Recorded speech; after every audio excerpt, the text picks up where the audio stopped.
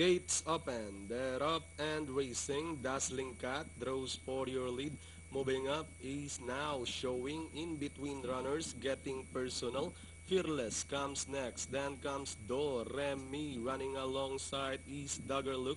Apple Splash running third last, second last, Ravishing Rafi, and King's Crown is running at the tail of the field, about to pass the last 800. Now showing, setting the pace by about 2 lengths.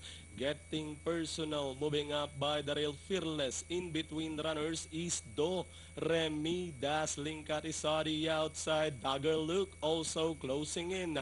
Passing the last 600, it's still now showing, still setting the pace, running on the outside. Second now is Dagger Look. Fearless is by the rail, moving up on the outside to take port. Apple Splash, Do Remy as they turn for home. It's still now showing, leading the field.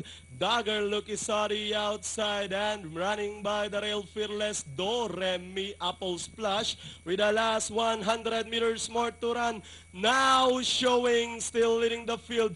Dagger Look is on the outside and leading the finish line. It's going to be now showing Dagger Look, Do Remy, Apple Splash, and Fearless for your Pentafecta.